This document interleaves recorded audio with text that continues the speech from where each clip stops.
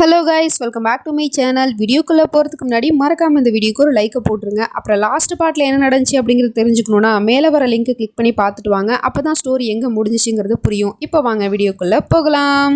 நம்ம ஹீரோ கூட நெருக்கமாக டான்ஸ் ஆடுறதை பார்த்துட்டு பேய் அப்படியே அலறிக்கிட்டே அந்த இடத்துக்கு வந்துட்டு இருக்கு. அதுக்குள்ளே வீட்டில் இருக்கிற எல்லாருமே பயந்து போயிடுறாங்க. ஏன்னா அங்கே இருக்கிற திங்ஸ் எல்லாம் கீழே விழுந்து உடஞ்சிக்கிட்டே இருக்கு.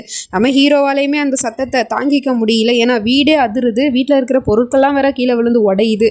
உடனே அவன் ஓடிட்டு இருக்க பாட்டை ஸ்டாப் பண்ணிட்டு, நீ என்ன பைத்தியமானு கேட்டுட்டு இருக்கான். நீங்க எதுக்காக இப்போ அதை ஆஃப் பண்ணீங்க, இதனால பெரிய பிரச்சனை ஆகிடும் அப்படிங்கிற மாதிரி சொல்லிட்டு திரும்பவும் டான்ஸ் ஆட கூப்பிட்டுட்டு இருக்கா. அப்போ பார்த்தா மொத்த ஃபேமிலியுமே அங்கே வந்துடுறாங்க. என்னாச்சுப்பா உனக்கு, நீ நல்லா இருக்கல அப்படின்னு கேட்டுட்டு இருக்காங்க. அது மட்டும் இல்லாமல் இது என்ன காஸ்டியூம், இது எதுக்காக நீ இப்படி ட்ரெஸ் பண்ணியிருக்கன்னு கேட்டுட்டு இருக்காங்க. பின்னாடி எல்லாத்தையும் நின்றுக்கிட்டு பேயும் பார்த்துக்கிட்டு தான் இருக்கு. அது வந்து தாக்கினி இந்த வீட்டில் தான் இருக்காங்கிறத நான் ப்ரூவ் பண்ண பார்த்துட்டு இருந்தேன். நீங்கள் எல்லாரும் இப்போ பார்த்தீங்கல்ல அப்படின்னு சொன்னால் ஏதாவது புயல் வந்திருக்கும், பூகம் வந்திருக்கும், அதனால தான் இப்படி வீடு அதிரி இருக்கும் அப்படிங்கிற மாதிரி பேசிட்டு இருக்காங்க. அப்போ திடீர்னு பார்த்தா நம்ம ஹீரோயினியை காணோம். எங்கே போனான்னு சொல்லிட்டு எல்லாருமே தேட ஆரம்பிச்சிட்டாங்க. தங்கச்சி வர பயப்பட ஆரம்பிச்சிட்டா. நம்ம ஹீரோயினியை பாட்டி தான் இழுத்துட்டு போயிட்டு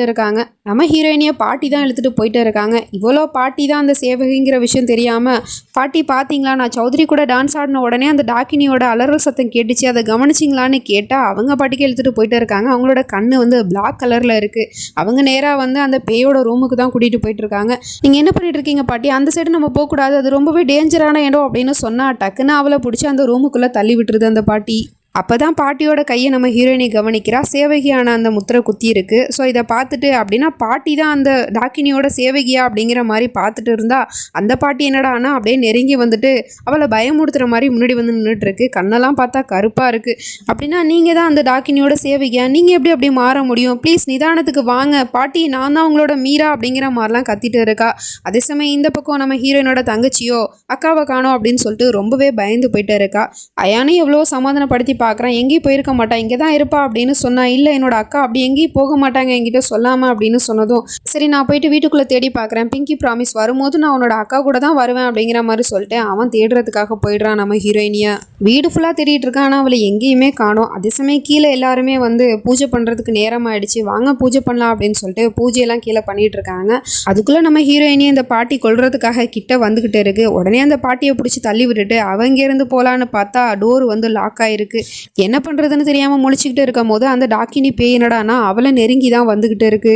நம்ம ஹீரோவோ வீடு ஃபுல்லாக தேடிக்கிட்டே அவளுக்கு ஃபோனும் பண்ணுறான், ஃபோனும் அட்டன் பண்ண மாட்டா. அப்படி எங்கே தான் போயிருப்பா இவ அப்படிங்கிற மாதிரி யோசிச்சே தேடிட்டு வந்துட்டுருக்கான்.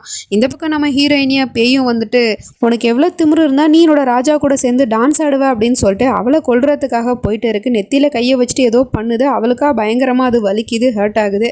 அப்படியே அங்கே சீனை கட் பண்ணிவிட்டு இப்போது கடந்த காலத்தில் என்ன நடந்துச்சு அப்படிங்கிறத காமிக்கிறாங்க. ஆக்சுவலி நம்ம ராஜா தான், அதாவது நம்ம ஹீரோ தான் வந்து கடந்த காலத்தில் போயிட்டு அந்த பேய்கிட்ட வந்து ப்ரப்போஸ் பண்ணியிருக்கான். நான் உன்னை ரொம்ப அதிகமாகவே விரும்புகிறேன், நீ என்னை திருமணம் செய்து கொள்ள சம்மதமா அப்படிங்கிற மாதிரி கேட்டதும் அவளுமே வந்துட்டு, இந்த ஜென்மத்தில் மட்டும் இல்லை, இன்னும் 7 ஜென்மத்துலேயும் நான் உங்களுக்கு சொந்தமானவ, உங்களை மட்டும்தான் நான் திருமணம் செய்து கொள்வேன் அப்படிங்கிற மாதிரி சத்தியம் பண்ணி கொடுத்துருப்பா. இது வந்து ஒரு விஷயம்லாம் நமக்கு காட்டுறாங்க, எதுக்குன்னு தெரியல. இந்த பக்கம் நம்ம ஹீரோயினியும் அந்த பேய் கொல்ல ட்ரை பண்ணா அவ சொல்கிறா, உன்னால் என்னை கொல்ல முடியாது, ஒருவேளை நீ என்னை கொல்லணும்னு நினச்சிருந்தா என்றைக்கும் நீ கொண்டிருப்ப, உன்னால் என்னை கொல்ல முடியாதுங்கிறது தான் உண்மை அப்படிங்கிற மாதிரி சொன்னால், அதுக்கு இந்த பேயோ நின்றுக்கிட்டு, ஆமாம் நான் உன்னை கொல்ல போகிறது கிடையாது, அது மட்டும் இல்லாமல் எனக்கும் ராஜாவுக்கும் இருக்கிற கல்யாணத்தை தடுத்து நிறுத்துறதுக்காக தானே நீ இப்படிலாம் பண்ணிக்கிட்டே இருக்க, வர்ற அமாவாசையிலே நான் ராஜாவை கல்யாணம் பண்ணிக்க போகிறேன், இதை யாராலையும் தடுக்க முடியாது அப்படின்னு சொல்லிட்டு, நீ சொன்னது ஒரு வகையில் சரிதான், நான் உன்னை கொல்ல போகிறது கிடையாது, உன்னை கொல்ல போகிறது உன்னோட பிரியமான பாட்டி அப்படிங்கிற மாதிரி சொல்லிட்டு பாட்டியை ஏவி விடுறா. பாட்டியுமே வந்துட்டு அவளை கொல்றதுக்காக நேராக அவகிட்ட போயிட்டு அவளோட கழுத்தை பிடிச்சி நெரிச்சிக்கிட்டு இருக்கு. அவளோ அந்த வழியிலையும் கூட கத்திக்கிட்டு இருக்கா, பாட்டி நிதானத்துக்கு வாங்க, சுயநனவுக்கு வாங்க, இதெல்லாம் நீங்கள் பண்ணலை, அவள் தான் உங்களை பண்ண வைக்கிறா அப்படின்னு சொன்னாலும் அந்த பாட்டி கேட்கல. பாட்டி இப்போ முழுசாக அந்த பேயோட கட்டுப்பாட்டில் இருக்கிறதுனால அந்த பேய் என்ன சொல்லுதோ அதை தான் கேட்கும். அதனால பாட்டியுமே அவளை பிடிச்சி கழுத்தை பிடிச்சி நெரிச்சிக்கிட்டு இருக்கு. இன்னும் கொஞ்ச நேரம் விட்டால் அவள் செத்து போயிடுவா போல. அதுக்குள்ளே அங்கே வந்து நம்ம ஹீரோவோட அம்மா பறவை ரூபத்தில் அங்கே வந்துட்டு, என்ன பண்ணுறீங்க மாமியாரே, நீங்கள் மீராவே கொல்ல பார்த்துட்ருக்கீங்க, மீரா மட்டும் உயிரோட இல்லைன்னா அப்புறம் அயானை யார் காப்பாற்றுவா அப்படின்னு கேட்டு அடுத்த செகண்டே பாட்டிக்கு நிதானம் வந்துடுது. உடனே பாட்டி அவளை பிடிச்சிக்கிட்டு, மீரா உனக்கு என்னாச்சுமா, நீ எதுக்காகம்மா இங்கே வந்த, இங்கே இருக்கிறது ரொம்ப ஆபத்து, வாமா போகலாம் அப்படின்னு சொல்லிட்டு அவளை அங்கேருந்து கூட்டிகிட்டு போயிட்டு இருக்கு. அதுக்குள்ளே நம்ம ஹீரோவோ எதிர்த்தாப்புல வந்துக்கிட்டு இருக்கான். பாட்டியுமே மீராவை காப்பாற்றி கூட்டிகிட்டு வந்துட்டு இருக்கும் போது பேய் எதிர்த்தாப்புல நின்றுக்கிட்டு அங்கே இருக்கிற பெரிய லைட்டை வந்து நம்ம மீரா தலையில் போட்டு அவளை சாகடிக்க பார்த்துட்ருக்கு. உடனே பாட்டியுமே போயிட்டு அவளை காப்பாற்றுறதுக்காக அவளை அந்த பக்கமாக தள்ளி விட்டுருது. ஆனால் பாவம் பாட்டி மேலே தான் அந்த லைட்டு வந்து அப்படியே விழுந்துருச்சு. மொத்தமாக குத்தி உடம்பு ஃபுல்லாக கிழிச்சிருச்சு. பாட்டி பொழைக்கிறதே கஷ்டம்தான். அயான் உடனே பாட்டி அப்படின்னு கத்திக்கிட்டே ஓடி வந்துட்டு பாட்டியோட அந்த நிலைமையை பார்த்துட்டு ரொம்பவே அழுதுட்ருக்கான். பாட்டி உங்களுக்கு எப்படி பாட்டி இப்படி ஆச்சு அப்படின்னு கேட்டால் பாட்டியால் பேசக்கூட முடியல. அதுக்குள்ளே நம்ம ஹீரோயினி கிட்ட ஃபோன் பண்ணு, ஆம்புலன்ஸுக்கு ஃபோன் பண்ணு அப்படின்னு சொல்லிட்டு ஃபோனை தூக்கி கொடுத்துட்ருக்கான். அவளுமே வந்து கால் பண்ணிக்கிட்டே இருக்கா. அதுக்குள்ளே பாட்டியுமே இந்த பக்கம் உனக்கு எதுவும் ஆகாதுப்பா, உன் கூட மீரா இருக்கிற வரைக்கும் உனக்கு எதுவுமே ஆகாது அப்படிங்கிற மாதிரி சொல்லிட்டு அப்படியே அதோட மூச்சு விட்டுருது. பாட்டி இந்த இடத்துல இறந்து போயிடுச்சு. நம்ம ஹீரோவோ கதறி கதறி அழுதுட்ருக்கான். அப்படியே கட் பண்ணிவிட்டு ஒரு சீனை தான் காட்டுறாங்க. நம்ம ஹீரோயினி நல்லா தூங்கிட்டு இருக்கா. அப்போ திடீர்னு பார்த்தா பாட்டி எதிர்த்தாப்புல வந்து பேய் மாதிரி நின்றுட்டுருக்கு. பாட்டி நீங்கள் இங்கே என்ன பண்ணிட்டுருக்கீங்க, அது மட்டும் இல்லாமல் இது என்ன இடம் வித்தியாசமாக இருக்கே அப்படின்னு சொன்னால் என் கூட வானா உங்ககிட்ட ஒரு விஷயத்த காட்டணும் அப்படின்னு சொல்லிட்டு பாட்டி நம்ம ஹீரோயின் எங்கேயோ கூட்டிகிட்டு போயிட்டு இருக்கு. அப்போ அங்கங்கே வந்து அந்த பேயுமே கண்ணை காமிச்சு பயமுடுத்திட்டு இருக்கு. பாட்டி இது என்ன இடம், எங்கே கூட்டிகிட்டு போயிட்டு இருக்கீங்கன்னு கேட்டால் அதுவும் அங்கே பாரு அப்படின்னு கையை காட்டுது. அங்கே பார்த்தா நம்ம ஹீரோ வந்து சின்ன பையனாக இருக்கும் போது என்ன நடந்துச்சு அப்படிங்கிறத தான் பாட்டி காமிக்குது. அதில் பார்த்தா ஒரு காட்டுக்குள்ளே வந்துட்டு ஹீரோவோட அப்பா அம்மா அப்புறம் பாட்டி 4 பேருமே அந்த காட்டுக்குள்ளே வந்திருக்காங்க. அந்த காட்டை பார்த்துட்டு ஹீரோவாக இருக்கிற நம்ம குட்டி பையனும் பயந்து போயிட்டு இருக்கான். எனக்கு ரொம்ப பயமாக இருக்குது பாட்டி அப்படின்னு சொன்னால் கவலைப்படாதப்பா, பாட்டி உன் கூட இருக்கன்ல, அது மட்டும் இல்லாமல் உனக்கு பயமா இருந்துச்சுன்னா அந்த பயத்தை எதிர்த்து போராடணுமே தவிர அதை பார்த்து நீ பயந்து ஓடக்கூடாது அப்படின்னு சொல்லியிருக்கோம். அதுக்கப்புறம் பார்த்தா சரி வாங்க ஃபேமிலி ஃபோட்டோ எடுக்கலாமா அப்படின்னு சொல்லிட்டு நம்ம ஹீரோவோட அப்பா தான் அங்கே கூட்டிகிட்டு வந்திருப்பார் போல். அங்கே கேமரா வச்சுக்கிட்டு 4 பேருமே நின்றுக்கிட்டு ஃபோட்டோ எடுக்கிறாங்க. அடுத்த செகண்டே பார்த்தா அந்த ஃபோட்டோவில் பாட்டி இருக்கிற இடத்துக்கு பதிலாக அங்கே டாக்கினி தான் நின்றுட்டு இருக்கா.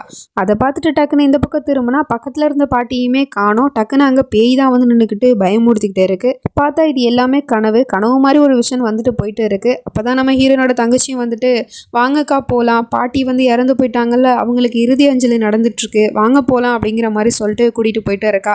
அங்கே போனால் இவளை பார்த்து அடுத்த செகண்டே அப்பா நின்றுக்கிட்டு பிரச்சனை பண்ணிட்டு இருக்காரு.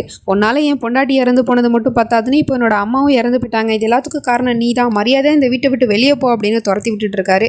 அக்காக்காரி தான் வந்துட்டு எதுக்கு நீங்கள் அவன் மேலே பழி போட்டுட்டு இருக்கீங்க, இதில் அவன் மேலே என்ன தப்பு இருக்குது அப்படின்னு கேட்டால் இப்போவுமா நீ இவளை முழுசாக நம்புற, இவ டாக்கினிங்கிற பேரில் நம்ம குடும்பத்தில் இருக்கிற எல்லாருமே இவ தான் கொண்டா அப்படிங்கிற மாதிரி பழியை போட்டுட்டு இருக்காரு. இப்படி மாறி மாறி 2 பேருக்குள்ள வாக்குவாதம் நடந்துட்டு இருக்கு. அப்போ நம்ம ஹீரோவோ போது நிறுத்துங்க அப்படின்னு கத்திட்டு எதுக்காக இப்படி சண்டை போட்டுட்டு இருக்கீங்க, இங்கே பாட்டியோட இறுதி சடங்கு நடந்துட்டு இருக்கு, அதில் அமைதியாக கலந்துக்கிறத விட்டுட்டு எதுக்காக இப்படி தேவையில்லாமல் சண்டை போட்டுட்டு இருக்கீங்க, அப்புறம் மீரா நீ எங்கேயும் போக வேணாம், இங்கே இரு, பாட்டியோட ஆத்மா சாந்தி அடையறதுக்காக அவளும் ப்ரே பண்ணுறதுக்காக தானே வந்திருக்கா, அவளை ப்ளீஸ் விடுங்கப்பா அப்படிங்கிற மாதிரி சொன்னதும் நம்ம ஹீரோயினி அந்த இறுதி சடங்குல கலந்துக்கிறா. அப்படியே கட் பண்ணா அந்த வீட்டில் இருக்கிற குட்டி பொண்ணு நம்ம ஹீரோனோட தங்கச்சி கிட்ட டாக்கினி தான் பாட்டியை கொன்னுச்சின்னு சொல்கிறாங்களே அது உண்மையானு கேட்டுட்டு இருக்கா. அப்படிலாம் இல்லையே, யாரும் உங்ககிட்ட இப்படி சொன்னான்னு கேட்டால் வாங்க நான் உங்ககிட்ட ஒரு விஷயத்த காட்டுறேன் அப்படின்னு சொல்லிட்டு அவங்க ஒரு புக்கு மாதிரி இருக்குது அதை ஓப்பன் பண்ணி அந்த புக்கு கிட்ட கேள்வி கேட்டுட்டு இருக்கா. பாட்டியை கொன்னது யாருன்னு கேட்டால் அதில் வந்து டாக்கினி தான் அப்படிங்கிற மாதிரி சொல்லிட்டு தானாகவே எழுதி காமிச்சிட்டு இருக்கு. அதை பார்த்துட்டு இவ்வளோ பயந்து போயிடுறா. அது மட்டும் இல்லாமல் அந்த டாக்கினியான நீ இப்போ எங்கே இருக்க அப்படின்னு கேட்டால் அந்த புக்கில் ஒரு ஆர்வ மார்க்கு காமிச்சிக்கிட்டு இருக்கு, இந்த பக்கமாக இருக்கேன் அப்படிங்கிற மாதிரி சொல்லிட்டு உடனே அவங்க 2 பேரும் பயந்து போய் அதை பார்த்துட்டு இருக்காங்க. அதே சமயம் அப்படியே கட் பண்ணால் இந்த பக்கம் நம்ம ஹீரோவோ பாட்டி இறந்து போன துக்கத்தில் இருக்கான். நம்ம ஹீரோயினி தான் அவனை வந்து சமாதானப்படுத்துறதுக்காக வந்துட்டு இருக்கா. ஆனால் அவனும் ப்ளீஸ் நீ டாக்கினியை பற்றி தான் என்கிட்ட பேசுறதுக்கு வந்திருக்கேன்னா அதை பற்றி நான் பேச விரும்பலை, இங்கேருந்து போ ஃபஸ்ட்டு அப்படின்னு துரத்தி விட பார்த்துட்டு இருக்கான். அப்போ அவனோட கயிறு வந்து அங்கே இருக்கிற ஆணியில் வந்து மாட்டிக்குது. அந்த கயிறை பாட்டி தான் கட்டி விட்டுருப்பாங்க இவன் சின்ன பையனாக இருக்கும் போது. அந்த கயிறை அவன் எடுக்க ட்ரை பண்ணிக்கிட்டே பாட்டியை பற்றி யோசிச்சுட்டே இருக்கான். என்னதான் இந்த வீட்டில் நடந்திருந்தாலும் அந்த டாக்கினியே இந்த கொலையை பண்ணியிருந்தாலும் பாட்டி என்னை விட்டு போயிட்டாங்களே அதுதானே உண்மை அப்படிங்கிற மாதிரி சொல்லிட்டு புலம்பிட்டு இருக்கான். இல்லை பாட்டி உங்களை விட்டு எங்கேயும் போகலை, அவங்க உங்கள் கூட தான் இருக்காங்க அப்படின்னு சொல்லிட்டு அந்த கயிறை காமிச்சிக்கிட்டே இருக்கா.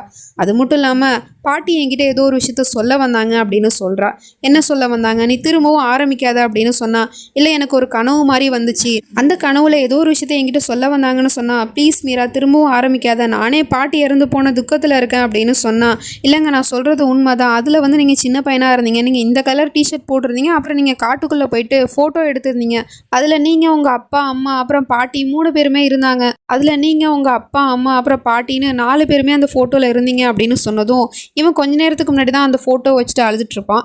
இந்த ஃபோட்டோவா பாரு அப்படின்னு சொன்னால் அதே ஃபோட்டோ தான். ஸோ அதை பார்த்துட்டு இது மூலமாக பாட்டி ஏதோ ஒரு விஷயத்த என்கிட்ட சொல்ல வந்தாங்க, ஆனால் அதுக்குள்ளே அங்கே அந்த டாக்கினி வந்துட்டா என்னோட கனவுல, அதனால அவங்களால சொல்ல முடியல அப்படின்னு சொன்னால் இதுக்குள்ளே கண்டிப்பாக ஏதோ ஒரு விஷயம் இருக்கணும் அப்படின்னு சொல்லிட்டு அந்த ஃபோட்டோவில் இருக்கிற ஃப்ரேமை ஓப்பன் பண்ணி பார்த்துட்ருக்கா.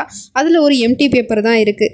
இதில் என்ன இருக்குன்னு கேட்டால் கண்டிப்பாக இதில் ஏதோ ஒரு விஷயம் இருக்குது, பாட்டி எதையோ என்கிட்ட சொல்ல ட்ரை பண்ணுறாங்க அப்படின்னு சொன்னால் அப்படிலாம் எதுவும் இல்லை அப்படின்னு சொல்லிட்டு பேசிட்டு இருக்கும் போதே பார்த்தா அங்கே கரண்ட் ஆஃப் ஆகிடுது. உடனே இவனும் போயிட்டு மெழுகுபத்தி எடுத்துகிட்டு வந்துட்டு, இங்கே பாரு மீரா, இந்த பேப்பரில் எதுவுமே இல்லை, உனக்கு ஏதோ சும்மா கனவு வந்திருக்கும், அதை போட்டு நீ குழப்பிக்காத அப்படின்னு சொல்லிட்டு அந்த பேப்பரை வந்து மெழுகுபத்தி கிட்ட காமிச்சு அடுத்த செகண்டே அதில் இருக்கிற எழுத்தெல்லாம் இப்போ கண்ணுக்கு தெரிய ஆரம்பிச்சிருது.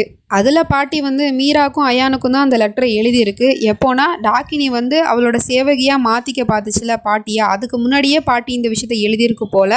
அதில் என்ன எழுதியிருக்குன்னா, எனக்கு குறைஞ்ச நேரம் தான் இருக்குது, டாக்கினி அவளோட கடந்த காலத்துக்கு போயிட்டு அவளை பற்றின உண்மையை தெரிஞ்சுக்க முடியும் அப்படிங்கிற விஷயத்த அழிக்கிறதுக்காக அவள் பார்த்துட்ருக்கா.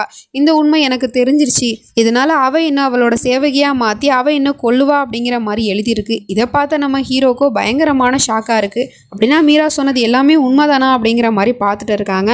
அப்படியே கட் பண்ணால் இந்த பக்கம் அந்த ஆரோ மார்க்கு தெரிஞ்சிச்சு இல்லையா, அந்த பக்கமாக பார்த்தா ஒரு நிழல் மாதிரி ஒரு உருவம் தெரிஞ்சிட்ருக்கு. வேறு யாரும் இல்லை, அது அந்த டாக்கினி பேய் தான். வந்து எதிர்த்தாப்புல நின்றுட்டுருக்கு. இந்த குட்டி பொண்ணும் நம்ம ஹீரோனோட தங்கச்சியுமே அதை பார்த்துட்டு பயந்து போய் நின்றுட்டுருக்காங்க.